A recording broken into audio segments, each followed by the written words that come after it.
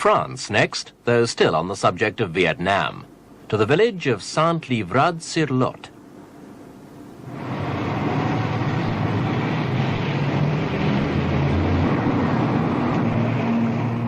Saint-Livrades, a prosperous village of 5,000 people set in the rolling farmland of Aquitaine.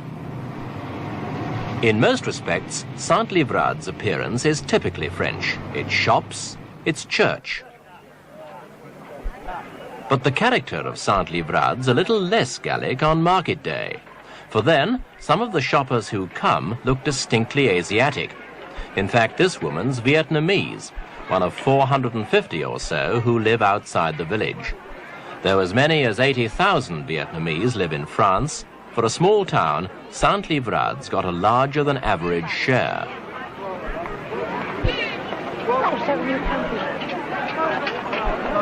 The market's like no other in France, and the hats and clothes of the shoppers would certainly be more at home in Saigon. The people who bring the colour of the East to the marketplace originally fled to Europe when the French lost their Indochina Empire.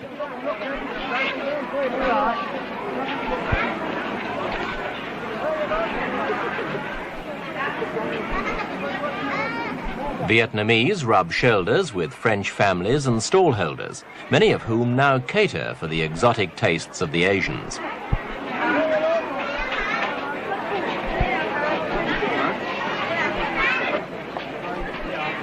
One of the town's 4 Vietnamese restaurants. A more significant sign of the Asian presence is the number of marriages between locals and refugees.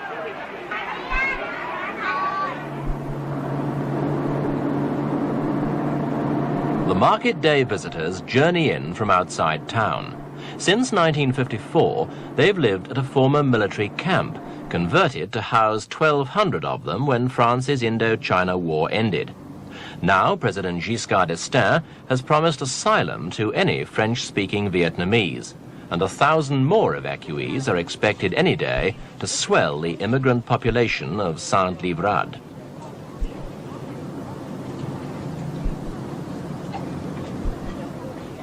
Even after 21 years, the Vietnamese community clings to its customs.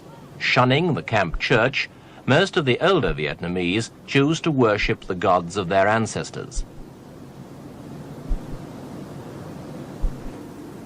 The camp's Vietnamese-style temple has 6 altars, all dedicated to Buddha.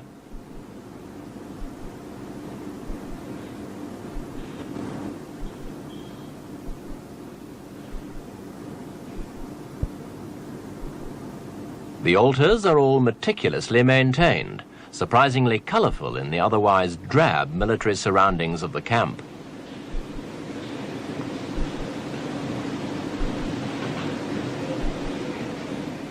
The temple's empty now, but it will soon be thronged, for the time of summer festivals approaching, and families who live in the camp and beyond will meet here to call on Buddha for his blessing on their safety and health. Religion and tradition apart, the Vietnamese have gone more than halfway towards accepting the life of their adopted country. Of course, for those born in France, the task is easier.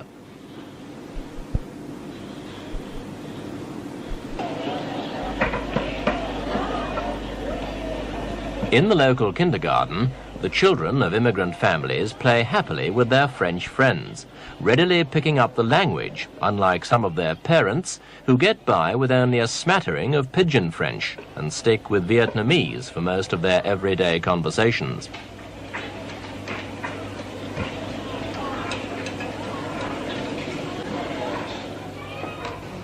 Employment for the Vietnamese has been provided on the camp.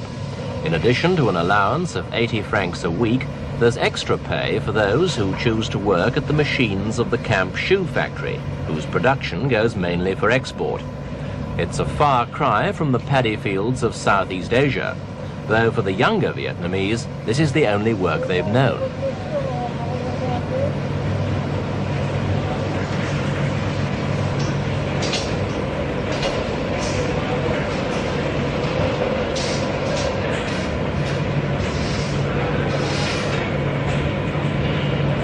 The Vietnamese haven't sacrificed everything in favor of the ways of the West.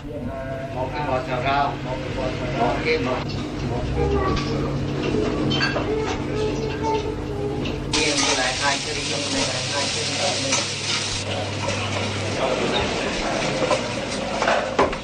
Saint-Livrade camp cooks busy preparing for one of the numerous feasts still celebrated by the original evacuees and their French-born families. Ironically, for expatriates of a country so ravaged by conflict, the next celebration on the calendar is in honor of the mythical god of war. As well as the spread of traditional foods, there'll be games and dances. A festive time for the inhabitants of this little Vietnam, untouched by the reality of the upheaval at home.